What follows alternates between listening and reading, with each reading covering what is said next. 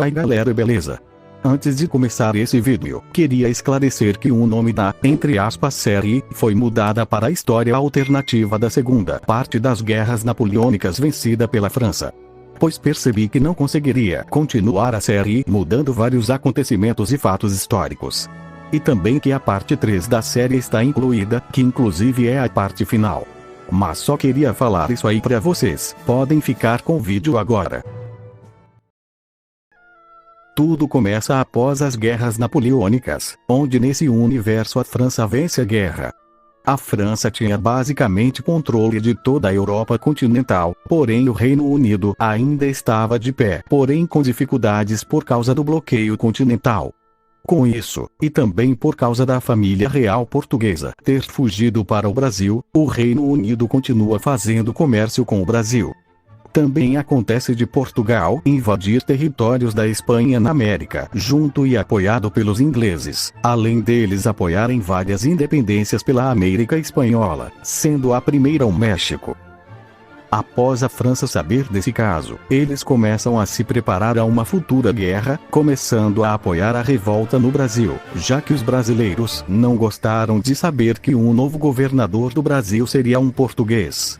Com esse apoio, em 1819 acontece uma gigantesca guerra no Brasil, e apoiado pelos franceses, o Brasil proclama sua independência e a família real portuguesa foge para o Caribe.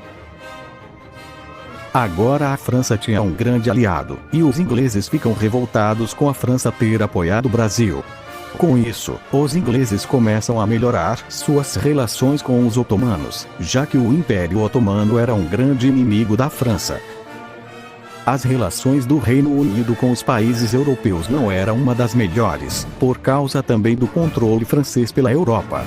Um dos principais países que foram afetados pelo bloqueio continental foi a Rússia, já que ela necessitava do comércio com o Reino Unido pois era seu principal exportador e importador. Com essa questão, a Rússia, vendo que poderia acontecer uma nova guerra, começa a expandir seu investimento militar. A cada dia as relações entre França e Reino Unido ficavam cada vez mais tensas, a qualquer momento uma guerra poderia estourar. Só um fator poderia causar uma guerra de uma grande proporção.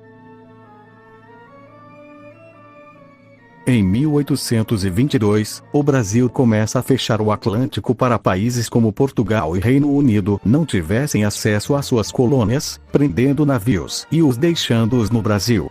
Isso foi uma indicação da França para deixar os ingleses e portugueses mais fracos. Por causa disso, Portugal e Reino Unido declaram guerra ao Brasil, começando a Guerra Triplo-Continental, que foi chamada assim por acontecer em 3 continentes principais que são América, África e Europa. Com a declaração de guerra vinda dos ingleses, a França declara guerra ao Reino Unido, que faz outros países da Europa sob controle francês declarar guerra ao Reino Unido também. A Rússia no começo não declara guerra e permanece neutra, além de que se eles entrassem agora poderia prejudicar a economia do país.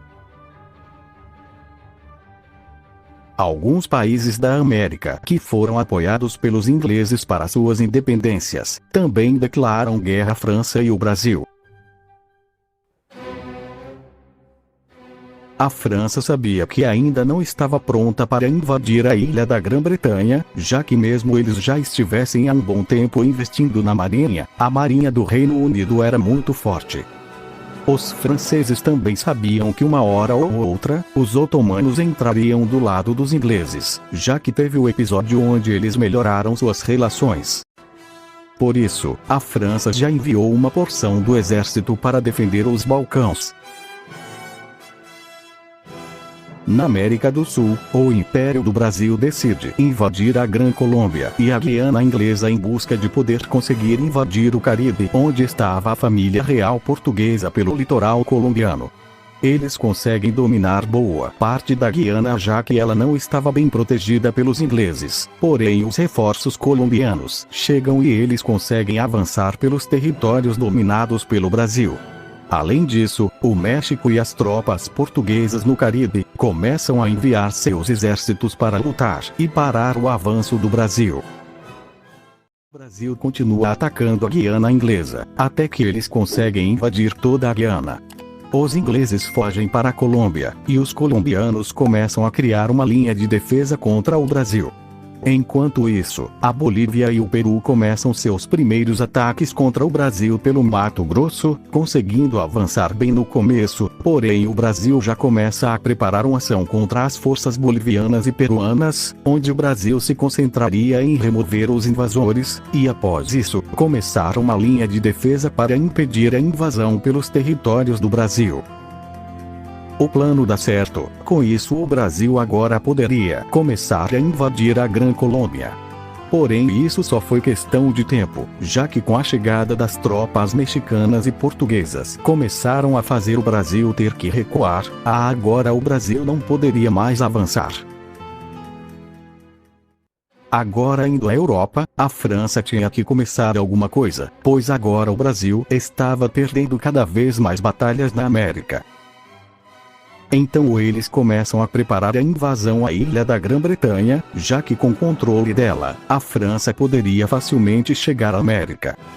A França decide enviar um acordo aos Estados Unidos sobre a entrada na guerra. A França prometeu dar grande parte do Canadá e partes do México. Os Estados Unidos aceitam e entram na guerra do lado da França.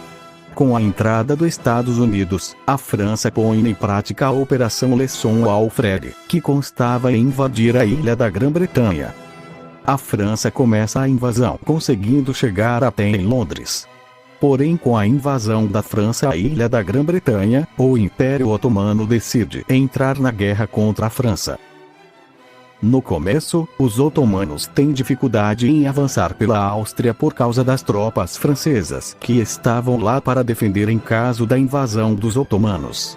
Mas o principal que estava na vantagem era os otomanos, por causa de seus poderes militares. Mesmo com dificuldades, eles ainda conseguiam avançar pela Áustria. Chega um tempo que grande parte da Áustria é dominada, e ela se rende, com um tratado com os otomanos, onde eles poderiam passar pelos territórios austríacos para invadir a França.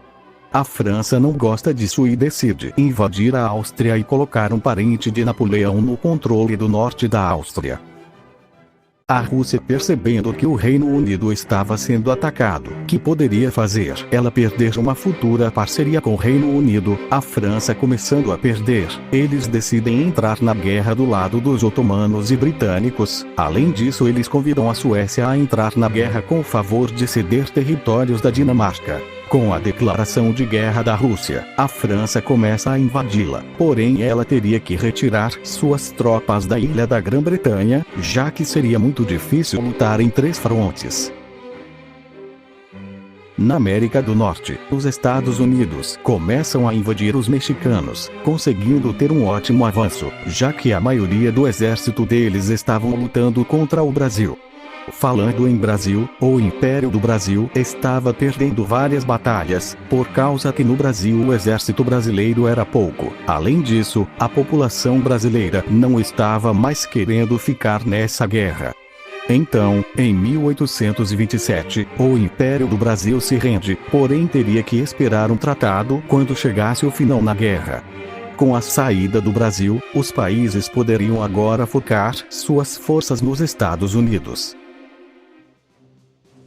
Voltando à Europa, a França divide seus planos, se direcionando agora contra o Império Otomano e a Rússia, com o plano de expulsar os otomanos da Áustria e empurrá-los até Constantinopla, além de fornecerem a independência da Romênia.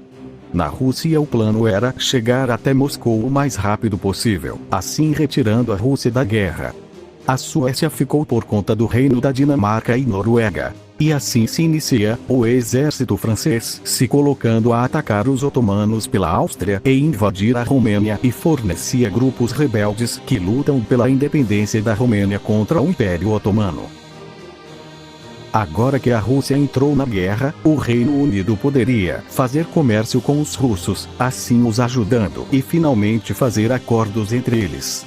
Com isso, os imperadores da Rússia e do Reino Unido se encontravam e conversam entre si. No final eles decidem que a Rússia iria ajudar pelo Alasca a atacar os Estados Unidos, e o Reino Unido iria fornecer ajuda com armas e suprimentos para combater os franceses na campanha. Na Europa, a França estava indo com tudo para cima dos russos, porém os russos começam sua estratégia de recuar e queimar seus recursos para os franceses ficarem cansados.